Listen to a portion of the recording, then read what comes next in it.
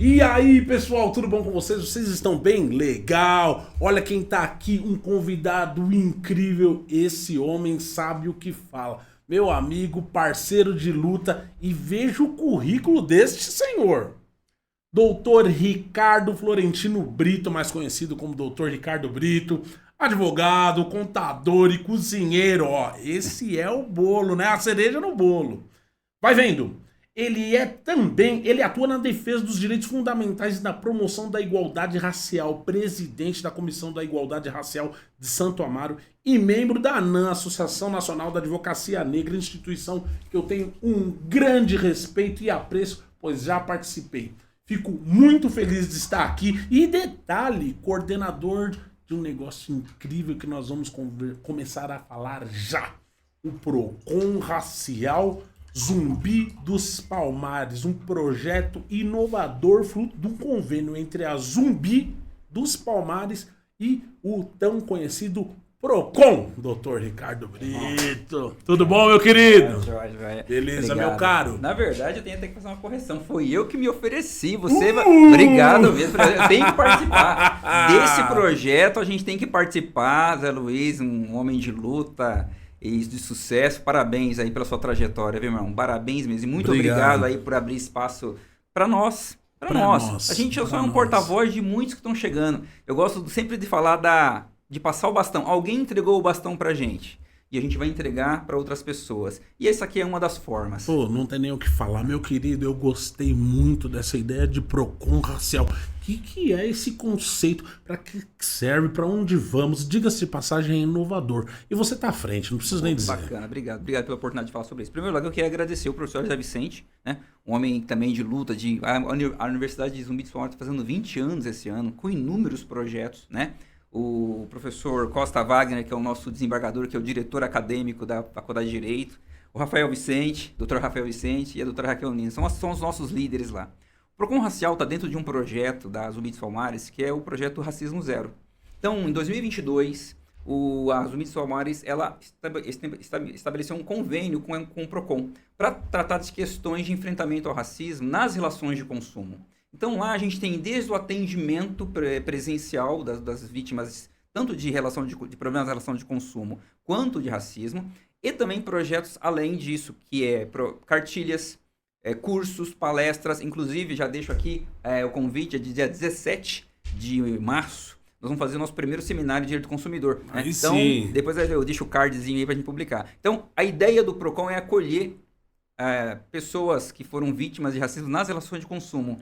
E aí algum desavisado fala, mas existe isso? A gente tá na sociedade. Sabe aquele restaurante, doutor, que o senhor... Não, desavisado mesmo. Né? Desavisado mesmo. Aquele restaurante que o pessoal não fala assim, não, ele não chega a negar o nosso acesso. Mas ele fala, olha, você fez reserva? Ninguém fez reserva. Ou então ele te coloca naquela mesa atrás da pilastra, escondidinho.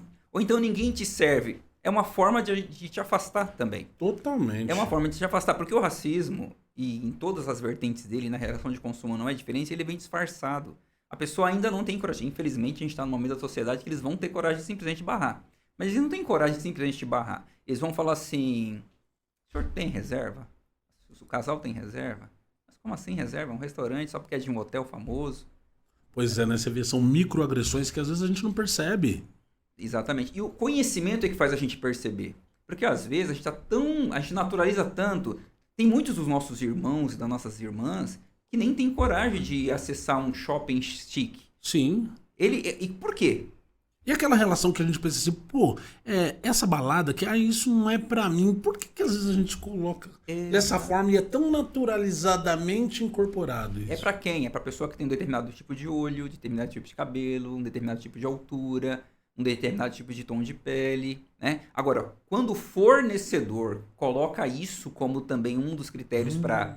Aí fica difícil. Então, aí que entra essa estrutura, o PROCON, de uma longa história, uma longa trajetória de defesas dos direitos dos consumidores, inclusive com uma equipe técnica. Deixar um abraço para o Dr. Luiz Orsatti, que é o atual diretor executivo, que inclusive vai nos brindar com uma palestra no dia 17 também. ele empresta a capacidade técnica dos técnicos em prol dessa causa. Então, é um projeto dentre outros projetos que a Zumbi dos Palmares exterioriza, coloca a sua estrutura à disposição no combate a essa chaga da nossa sociedade, né? Então, o Procon Racial ele trata tanto das questões de consumo, como também das questões raciais. Nossa, que legal, doutor. Eu fico pensando da seguinte forma. Como a gente poderia realizar, ter esse Procon Racial, digamos que, exposto para as pessoas conhecerem? Porque às vezes essa ideia fica muito restrita a gente. E às vezes muitas das pessoas que realmente precisam ter essa informação ou ter isso difundido para as outras pessoas, isso acaba não acontecendo. Como é que a senhora acha que essa ideia pode ser expandida? O que vocês têm de plano para isso, nesse sentido? Muito obrigado, Zé, pela pergunta. Muito obrigado mesmo. O professor Zé Vicente, ele é visionário.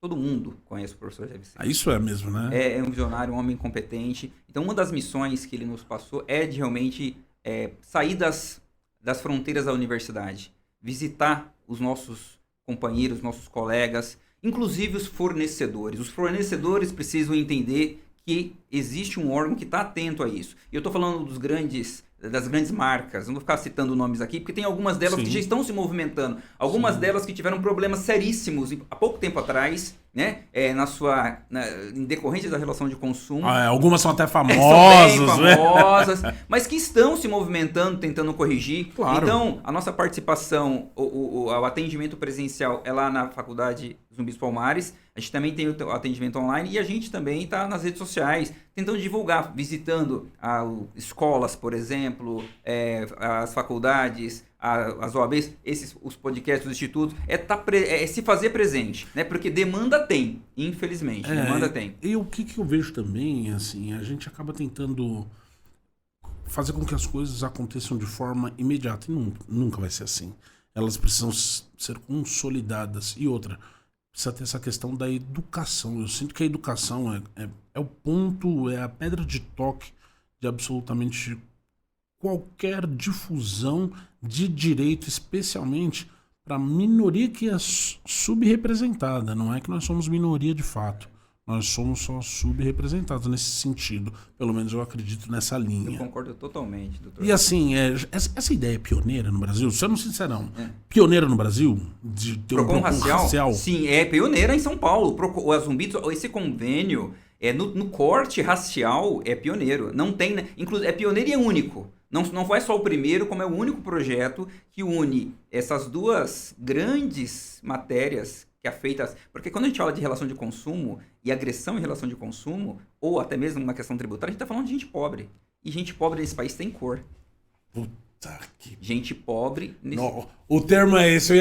Você viu que eu soltei, né? Eu soltei. E é isso mesmo. PQP. Verdade. Duro dizer. Sim. Mas é uma realidade cruel. E eu faço um paralelo, ou pelo menos uma observação, na questão do conhecimento, da informação.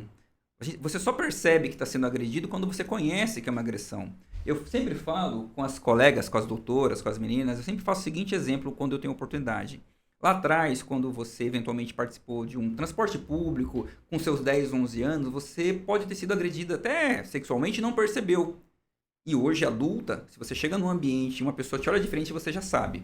Eu trago pro racismo, é a mesma coisa. Nem tudo é racismo, mas quando a gente sabe. Perfeitamente. Eu digo para as pessoas, falo assim, a questão não é, então quer dizer que chamar de negro é racismo? Peraí, a gente conhece muito bem a conotação das determinações, e principalmente da circunstância que envolta a pessoa te tratar de forma A ou B, utilizando a mesma nomenclatura. Muito bem. Então, assim, não vem querer dizer que você não quis ser preconceituoso, que você não quis ser racista, que a gente sabe o contexto que isso está inserido. Concordo, o contexto. Pode chamar de doutor. Claro! E aí, doutor? Aí do anel.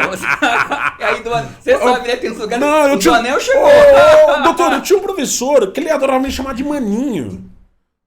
Entendeu? Um professor que adorava me chamar. E detalhe, juiz. E aí, maninho? E aí, maninho? As pessoas falavam assim, ele gosta de você. Mas eu tinha consciência do que ele estava fazendo. Numa faculdade, numa sala onde tinha pouquíssimos alunos negros que saiu naquele momento. E para ele, eu não tinha nome. Eu era o maninho. Doutor, eu faço aqui uma sugestão. Tenta devolver o cumprimento numa abordagem policial, o cumprimento do policial. E aí, irmão, chama ele de mano pra ver o que vai acontecer. Nossa, e ele adora, né? Ele já vem... vem... E aí, irmão, chama de mano, devolve assim pra ver o que vai acontecer. Pois é... Eles se sentem à vontade. Esse professor se sente à vontade de ter uma liberdade que você não concedeu. Você chama ele de professor, de senhor, ele não tem que chamar você de maninho. Pois é... Mas eles se sentem à vontade. Extremamente. Se fosse à vontade, tava bom. Extremamente à vontade, doutor. A gente precisa realmente... Adorei o que o doutor disse. Eu acho que em primeiro momento é formar essa consciência. Eu acho que a gente tá até num estágio um pouco mais lá atrás. A gente precisa, inclusive, ter essa questão da educação pro próprio PROCON racial e iniciativas nesse aspecto terem eficiência. Porque às vezes as pessoas sofrem essas relações, essas violências e elas não estão percebendo. Adorei, sensacional. Eu me considero uma pessoa letrada, eu me considero uma pessoa consciente e eu achava que não queria acontecer comigo. Eu já vi alguma dos seus podcasts, mensagens, e você falou que já passou por um problema de aquisição de imóvel, né? Com certeza. Eu passei por um problema muito parecido. Eu adquiri um imóvel na praia sem agente financeiro. Eu não ia usar agente financeiro. No primeiro dia que eu visitei o imóvel, a família me olhou, etc e tal, eu conheci a corretora. Falei assim, olha, eu gostei, na parte da tarde eu faço uma proposta. E fiz a proposta. Eles não queriam vender para mim. Olha Só que ela segurou essa informação durante uns 30 dias. Ela queria fechar o negócio, né? E como foi que eles que começaram a imprimir dificuldade? Fazendo exigências para o comprador. Ia pagar à vista o imóvel, no tocante a certidões, no tocante a saber quem era, de onde era, o que fazia. O meu motoboy foi levar o contrato até a casa dessas pessoas. Eles fizeram o motoboy entrar e começaram a conferir. A gente ia trocar os contratos. Conferir se as cláusulas estavam a mesma. E uma outra pessoa chegando para ele e falou assim, mas você conhece de onde esse rapaz? E aí, quando ele percebeu, ele falou, doutor Ricardo, eu trabalho com ele há 10 anos. Tá? Então, a gente está falando de relações comerciais / de consumo, que é assim que o racismo se exterioriza. E aí, às vezes, a gente consegue perceber, outras vezes não. A gente falou do restaurante, mas a gente pode falar de um shopping, de uma abordagem truculenta. Totalmente. Só para fechar esse assunto do PROCON racial, ou a gente pode prosseguir, um dos objetivos também, um dos grandes objetivos, é chegar até o fornecedor, estabelecer convênios com eles, para que eles entendam a crueldade que é uma relação de consumo eivada de racismo. Então, a gente fornece cursos para esses fornecedores. A gente estabelece com eles, inclusive, que eles afixem nos seus comércios uma placa com os 10 princípios de combate, de enfrentamento ao racismo nas relações de consumo. É praticamente isso mesmo, é um selo. Inclusive, isso pode, no futuro, virar uma certificação. Nossa, que legal. ESG. Então, que assim, legal, pessoal.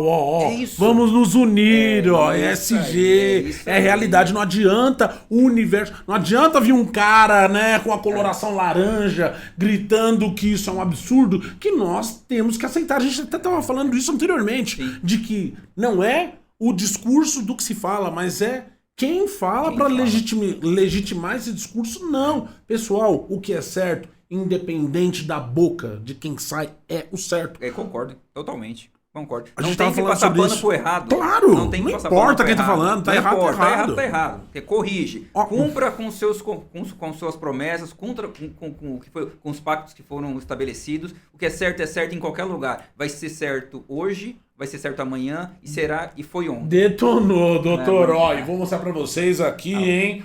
Ganhei até um souvenir aqui da Zumbi dos Palmares. Fico muito feliz aqui pelo doutor, Eu já te convido, inclusive, a aguinha, assim, hidratar. Eu gosto assim, tem que hidratar nesse frio que tá fazendo, né? Em meados de fevereiro de 2025, Você conhece a Zumbi lá? Olha, doutor, pra te falar bem da verdade, eu conheço o doutor José Vicente, já conversei com ele, especialmente quando eu tava na ANAM, mas eu não fui ainda na instalação. Pra você ter uma ideia de como o universo é engraçado, eu treinei no Tietê, cara. Eu jogava basquete no Tietê, eu era federado em 1994, 95, e hoje eu sei que a instituição da Zumbi dos Palmeiras tá hoje dentro do que era o Clube de Regatas Tietê. É isso mesmo. E assim, eu tenho uma grande vontade de voltar lá. Já deixo o convite aqui, já te transmito o convite dele para você conhecer. Nós temos também uma estrutura lá para receber os convidados. A Zumbi esse ano, então, é um ano de 20 anos que vem trazendo essas comemorações. É uma história. Vá conhecer, faço questão de receber faço você lá. questão de participar também, doutor. Agora eu vou tocar nesse assunto que a gente está falando sobre essa questão de ser consumidor. O que o doutor entende? Porque eu tenho passado por alguns casos e a gente estava batendo esse papo. E como aqui tem um formato dinâmico, leve, dress code. Por que o dress code pra gente é algo totalmente, como eu poderia dizer, desconfortável? Porque eu adoro o meu suspensório aqui, mas eu gosto de andar sem gravata, por exemplo. Mas eu sei que para alguns lugares eu não vou ser não só não bem visto, mas não aceito. Como passei por uma situação, que é um processo, inclusive, que eu estou movendo contra o Hotel Tivoli Mofarrege, eu não tenho o menor problema, o processo é público, exposto, em que eu não fui reconhecido como advogado porque eu não estava de gravata. Luiz, você foi no ponto agora, você não foi reconhecido como. É isso.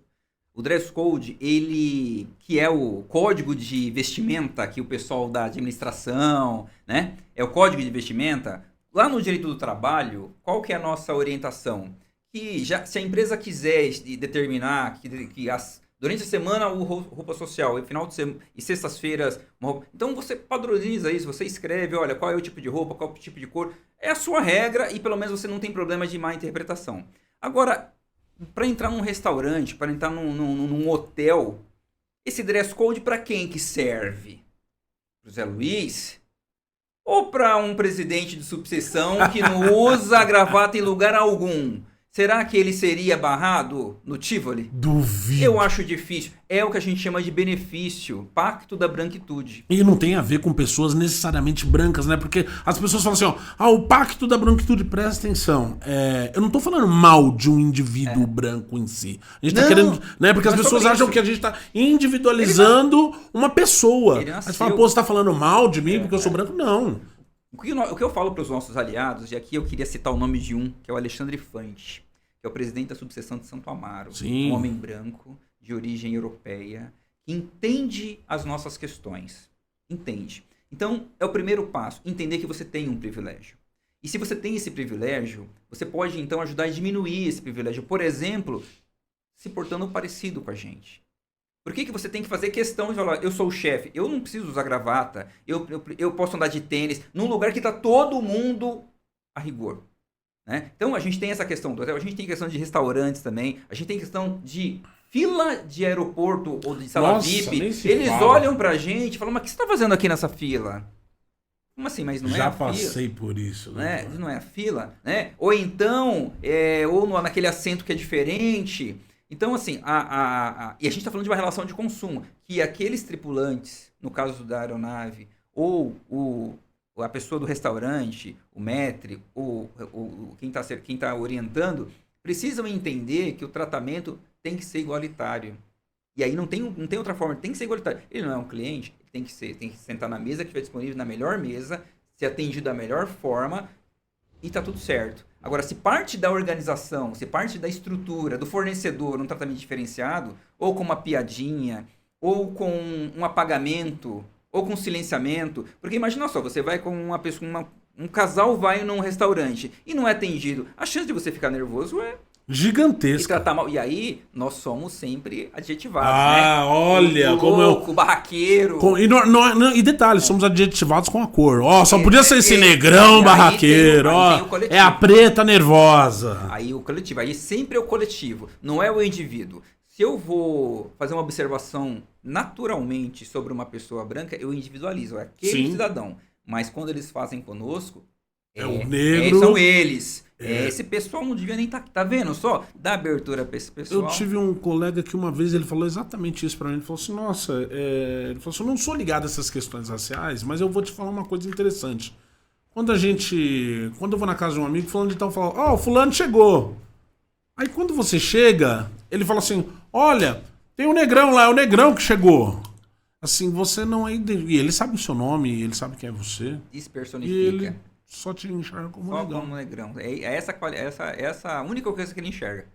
E, por muitas vezes, por exemplo, na nossa profissão, né? Já deve ter acontecido com você e comigo, infelizmente, chegar na sala e ser questionado.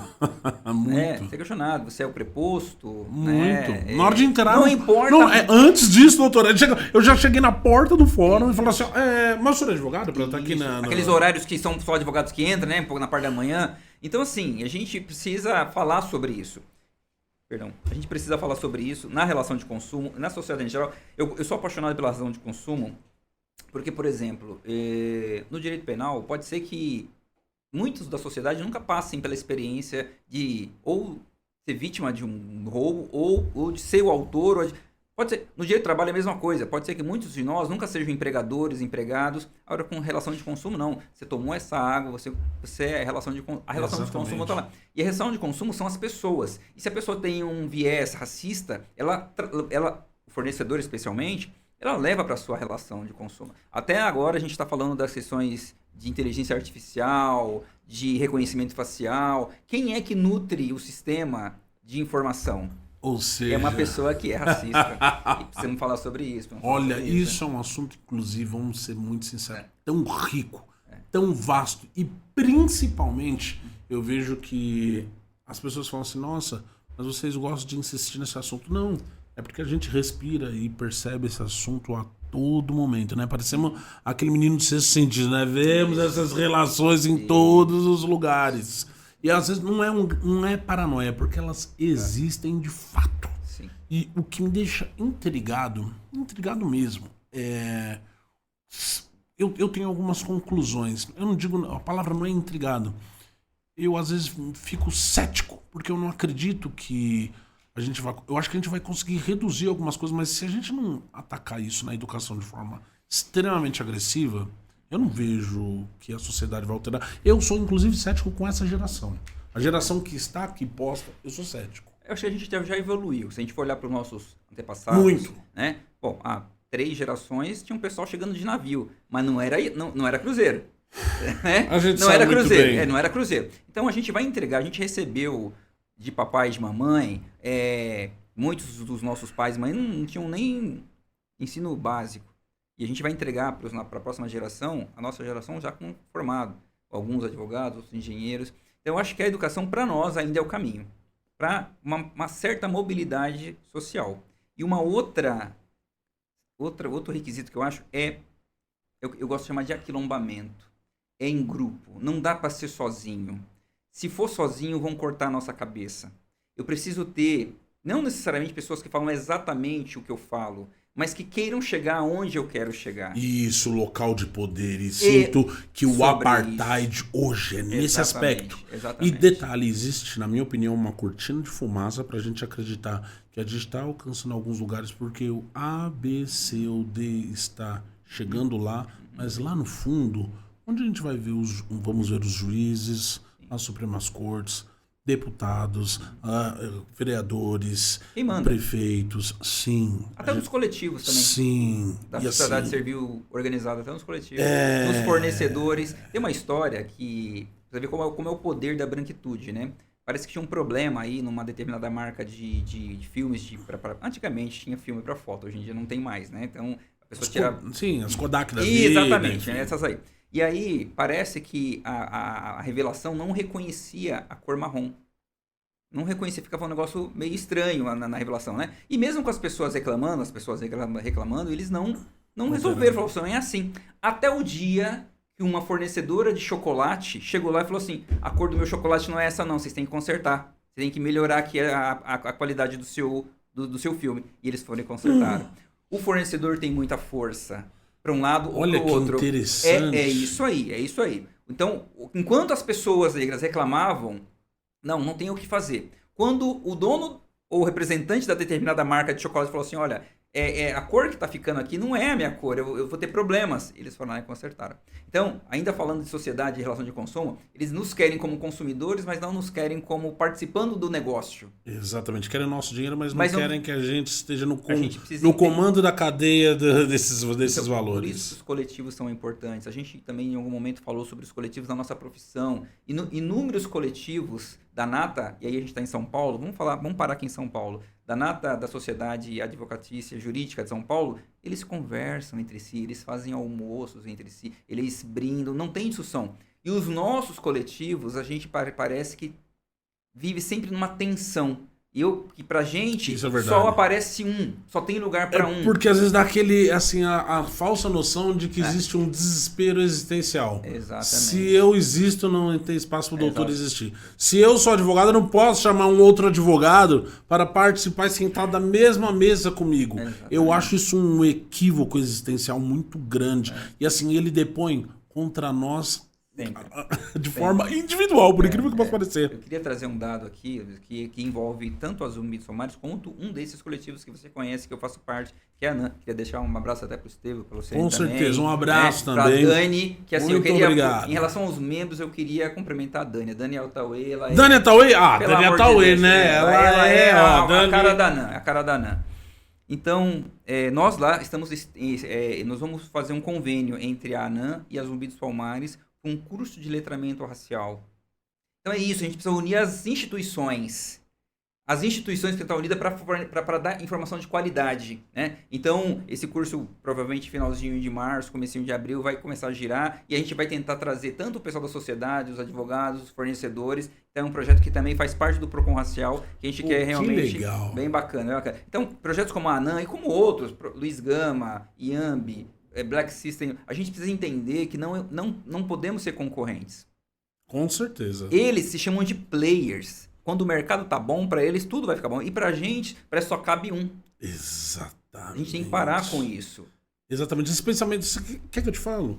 Eles já realizam um pensamento coletivo sem necessariamente utilizar esse termo. E é muito malandra essa técnica. E eles ficam quietinhos. O jogo é Capitão totalmente do Mato, coletivo. O pretinho da Casa Grande, né? Não, veja, ele passa a ser o capataz, ele passa a ser quem vai não deixar ninguém subir. E ele pensa assim, se eu sair, acabou, não tem lugar pra dois. É, O senhorzinho não ele tem tem que lugar gostar pra de dois. mim. Tem que gostar de mim. Se ele não gostar de mim, nem tem mais ninguém, né? Então, a gente poderia falar de vários outros assuntos que, de repente, mas assim, a questão das cotas, parece que vira um limitador pro nosso pessoal. Doutor, adorei, porque esse assunto eu sempre gosto de conversar, especialmente para quem está na ponta de lança. Eu sei que o doutor já atua há muito tempo com essas questões ligadas, especialmente a condições de heteroidentificação, que eu sei que está dando uma polêmica. Obrigado. E tem acontecido de tudo. Doutor, gostaria muito que você nos passasse como está o retrospecto hoje do acesso ao serviço público, especialmente de poder, e como o próprio Poder Judiciário está tratando isso. Obrigado, Luiz. A gente nem combinou esse assunto, eu estou emocionado de você tocar nesse assunto, que é um assunto que eu sou apaixonado. De fato, hoje eu estou como presidente da Comissão de Igualdade Racial da subseção de Santo Amaro, que é a maior subseção de São Paulo. E da capital a maior, ela só perde, né, para, acho que Campinas ou Santos. Então, assim, tem 13 mil advogados inscritos na subseção de Santo Amaro. Um abraço para Alexandre Infante e para nossa diretoria. Eu também queria deixar um beijo para Viviane Scrivani, que hoje é a secretária-geral adjunta, que sempre nos apoiou, me apoiou pessoalmente, mas apoiou a nossa causa. Eu queria falar da questão da banca de heteroidentificação, que é uma ferramenta para evitar fraude, processo para concurso ou para faculdade. E alguns desavisados chamam de tribunal racial. Em primeiro lugar, a comissão ou a banca de heteroidentificação, ela é uma banca que visa evitar fraude. Aquela pessoa que não tem o fenótipo. É isso. Ninguém vai definir se a pessoa é ou não é negra. Não é função da banca. Não é função da banca. A função da banca é fazer cara crachá. Você se parece com uma pessoa que é racializada, que é discriminada pela cor. Até porque a nossa discriminação aqui é uma discriminação por fenótipo, não por genótipo. Não por genótipo. Pode ter um ascendente loiro. Total. A polícia vai perguntar isso na hora da abordagem? Não vai perguntar. É sobre isso. E mais uma situação. A comissão, ela é heterogênea, seja na questão de gênero, seja na questão de etnia. Então, há homens, mulheres, pessoas declaradamente e fenotipicamente brancas e pessoas declaradamente e fenotipicamente... Então, assim, é uma comissão que avalia o candidato, seja no concurso público, seja na OAB... Porque as pessoas ficam imaginando que é um bando de pessoas negras falando assim, ó, você não é negro. Exatamente. Assim, e diga-se passagem, pra gente ver como a difusão da informação, quando ela simplesmente não é exposta, a gente deixa as pessoas imaginarem o que elas bem entenderem e ainda intitulam como um tribunal racial. É isso aí. Aí a tia do WhatsApp passa a difundir isso aí, Fica louca, né? Fica louca. O exemplo que eu gostaria de dar sobre esse tema é o da USP, porque a gente viu nos últimos meses algumas decisões dessa banca, dessa comissão, que foram judicializadas, né? Então, mas a gente precisa olhar o retrospecto. Na última linha da planilha, menos de 9% das pessoas que são reprovadas pela comissão de identificação ou pela banca, elas conseguem reverter. Ou seja, 91% das pessoas que são reprovadas aceitam ou realmente sabe que ela não fazia jus àquela cota, né? Então, assim, a comissão, a banca, ela é é formada por seres humanos, pode errar eventualmente. E dessas 9%, no judiciário conseguem reverter. O poder judiciário, a gente tem que tomar muito cuidado quando a gente fala de poder judiciário no Brasil, porque é um país continental. Então, o juiz que está no Rio Grande do Sul, ele não tem o mesmo letramento ou a mesma leitura racial social de um juiz de Minas Gerais ou da Bahia. Tem, exatamente. Não tem. O certeza. moreninho, para ele, lá do Rio Grande do Sul de Gramado, aqui em São Paulo é branco. Olha, que interessante então, isso. A gente percebe uma diferença dos julgados por conta da regionalização. Que legal então, isso. Então não dá pra gente cravar fulano. Por isso que a comissão tem que ser realmente regional. No Rio Grande do Sul é uma comissão do Rio Grande do Sul. Não adianta você trazer uma comissão de Salvador. Não, daquela. Como é que aquela região enxerga? Temos Brasis dentro do Brasil. Exatamente. Se você vai pro Paraná, se você vai para Minas Gerais, se você vai pro Ceará, pra Bahia, Pernambuco, pro Rio Grande do Norte. São várias leituras. Distintas. Só que, assim, tem uma coisa que é comum. A gente sabe quem é o Zé Luiz e o Ricardo em qualquer um desses lugares. Adorei! Essa é a verdade. Não é pra bater na mesa. A gente recebe aqui, não é pra bater na mesa, mas a gente não aguenta. Esse assunto não dá. Porque tá dentro da gente. Não tem como. Ele pega fogo. O Zé Luiz e o Ricardo em qualquer lugar desse nosso país. Exatamente. E sabe o que eu fico... Tá indo pra onde? Tá vindo de onde? E o que eu fico, te digo, e fico muito pensativo, é exatamente isso. Eu acho que a ideia da banca de heteroidentificação precisa ter essa consciência de tentar deixar todas... Fazer exatamente o que você falou, doutor. A gente ser reconhecido em qualquer lugar. Pra falar assim, é esse negro que a gente tá falando. Dessa questão de ser o máximo plurimo possível. Por mais que seja... Ele precisa ser identificado em todos esses lugares. O máximo que a gente puder fazer desse tipo de julgamento, ou que essa banca puder fazer desse tipo de julgamento, conseguir determinar e cravar. Essa pessoa tem direito a participar dessa questão da cota por essa razão. Acho que é muito bacana e principalmente as pessoas terem consciência do que se faz. E na banca tem um princípio que é bem parecido com o do direito penal. Eu sei que o senhor é penalista, eu não sou, mas eu lembro de alguns princípios, que é o do indúbio pro réu. Na dúvida, a pessoa passa. Sim. Então esses 91% não foi unânime, não tinha dúvida. Né? Então a gente precisa também aceitar. Então, claro, a gente precisa aceitar a dúvida também, é um fato. O que acontece assim, a gente em algum momento, eu não sei se na gravação antes, a gente falou daquelas pessoas que leem um trecho de entrevista, e passam a ser doutores. A questão da banca de heteroidentificação também sofre por isso. As pessoas não conhecem, nós temos políticos que não conhecem, saem falando bobagem. E são eleitos com esse tipo de bobagem, falando de tribunal, falando que vão falar que você é negro ou que você não é. Mas eu acho que porque aí já existe um outro tipo de interesse, cair naquela linha que a gente está conversando. Porque ele está dizendo aqui, ele quer dizer aquilo e os asseclas deles querem escutar isso. Eles estão sedentos para escutar exatamente isso. E detalhe, eles também não querem ter mais informações. Eles querem balizar a decisão deles nessa justificativa e tá ótimo. Até porque é um assunto... Olha só, eu adoro dizer o seguinte e compreender da seguinte forma.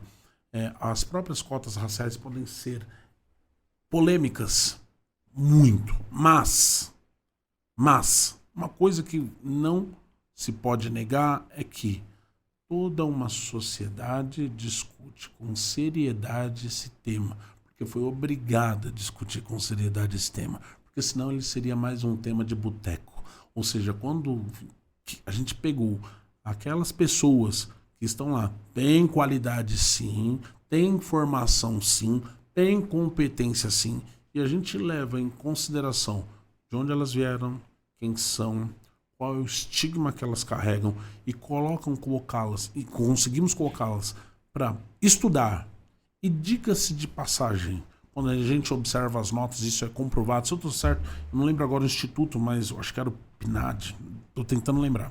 Posso estar, que se me falha aí a memória, que quando eles entram na faculdade, as notas, no começo, ela é menor mesmo, pela própria formação.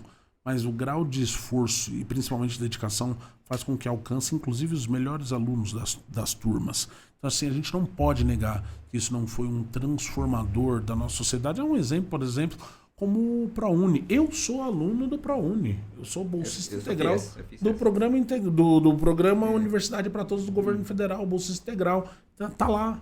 E, assim, eu amo poder ter tido essa oportunidade e sou um defensor pesado nesse aspecto, porque sim, tem qualidade sim na prestação do serviço. Agora, se você quiser criar um estereótipo e principalmente um pensamento dentro da sua limitação de que essa pessoa não vai ter condição de ser piloto do avião, não vou querer viajar com um piloto do avião, não vou querer ser operado, é um direito seu, assim como qualquer outra coisa. Um presidente falando sobre isso aí, né? Exatamente, né? Sobre a questão da educação, eu faço referência e presto reverência ao professor Zé Vicente. Ele é muito fluente nessa questão. Ele consegue fazer um apanhado do histórico da evolução da educação, explicando inclusive questões que envolvem as cotas e a tal da aprovação automática. A gente precisa, ele fala que a gente precisa escolher qual a sociedade que a gente quer. Eu deixo aqui uma dica para o momento oportuno a gente falar com ele sobre esse tema específico. Em relação às cotas, eu lembro que em 2008, meu primeiro curso eu sou formado em 2006. Em 2007 eu fiquei ali quietinho, em 2008 eu fiz um curso de pós-graduação. E aí eu abordei esse tema numa dessas palestras sobre cota racial. E um público totalmente hostil. Meus amigos e tal, mas para esse assunto hostil. E eu me recordo que, assim, de forma muito natural, eu trouxe outros exemplos. Por exemplo, o Poder Legislativo, ele reconhece que o idoso merece um tratamento diferenciado em algumas situações. Que a pessoa com deficiência merece. O Poder Legislativo, o Estado brasileiro reconhece por intermédio do Poder Legislativo de lei que as mulheres têm algumas prerrogativas, por exemplo, as gestantes, né? E o Estado brasileiro, por intermédio do Poder Legislativo, reconhece as cotas raciais. Só elas são as questionáveis. Por que será? Só elas são as questionáveis. Somente elas. Não tem questionamento para cota para pessoa com deficiência, para mulher, para idoso, mas que precisam ter um tratamento diferenciado, mas para um povo que é descendente de escravizado, tem menos de 200 anos Imagina. Jogaram nosso pessoal aí, mesmo com qualificação técnica. Sim. Os nossos antepassados eram engenheiros, Sim. agricultores, pecuaristas, Sim. cozinheiros. Sim. Eu adoro esse assunto. Eram costureiros. A cozinha, e eu entrei nesse mundo da cozinha. Olha, entramos num negócio legal, hein? Bacana. Gostei. Olha, tem 2 assuntos que a cozinha me fascinou. Primeiro, que era aprender a fazer o que eu não sabia fazer, né? Isso, de fato, eu fiz o curso de cozinheiro profissional, né? Então, assim, de fato, a gente percebe que é técnica. Quero essa parte. Essa parte é pessoal e é sua. E eu acho que é muito rica. Não, eu sou um apaixonado, gosto. A gente faz de vez em quando uns jantares, temos um grupo de amigos. Inclusive, sexta-feira a gente vai ter um jantar lá. Então, de fato, é apaixonante porque é um carinho que você tem com o seu convidado. Aquela preparação, o respeito ao produto. Mas tem um aspecto da cozinha, Zé Luiz, que foi um tapa para mim, e um tapa positivo. Uma das professoras, eu tive 2 professoras muito importantes, a professora Kátia e a professora Ingrid, que é a questão social dentro da cozinha, que traz também para esse nosso bate-papo. Se a gente não tomar cuidado, a cozinha é um local racista e machista. No churrasco, tenta imaginar aonde os homens estão. Cuidando da parte nobre.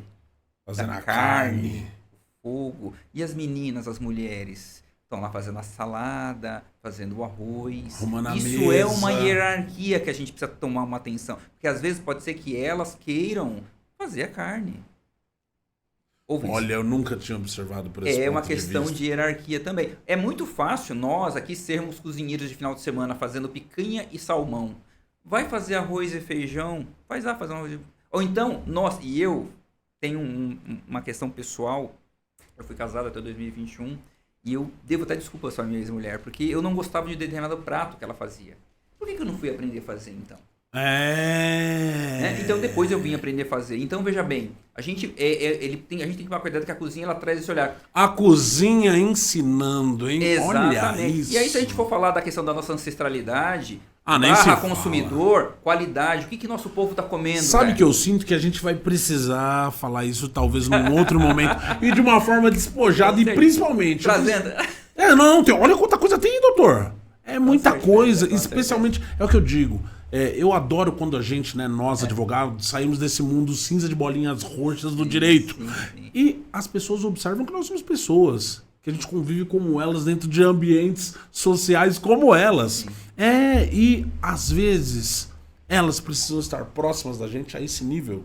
Porque é o que eu adoro falar para os meus amigos, eu falo assim, olha, o nosso cliente é um cliente que compreende a nossa existência. Ele olha pra gente e ele fala assim, ó, eu sei que eu tô contratando um advogado que é competente, mas ele é negro.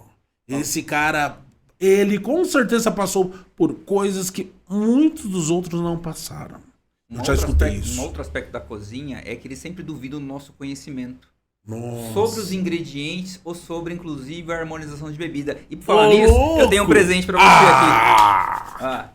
Muito obrigado! Da Eliane da doutor. Wide Wine. A Eliane é a nossa parceira. Aí sim, Wide Wine, hein? Vamos fazer esse comercial. Com certeza. Essa merece. Eliane Silva. Fico muito feliz, agradeço. Um vinho para harmonizar aí com seu churrasquinho, com a sua comida. Estamos chegando aí ao final. Eu acho que foi um bate-papo gostoso, à vontade. Espero que vocês tenham curtido e, sinceramente, temos mais assunto por aí, viu? E que essa parceria, esse papo não termine só por aqui, hein?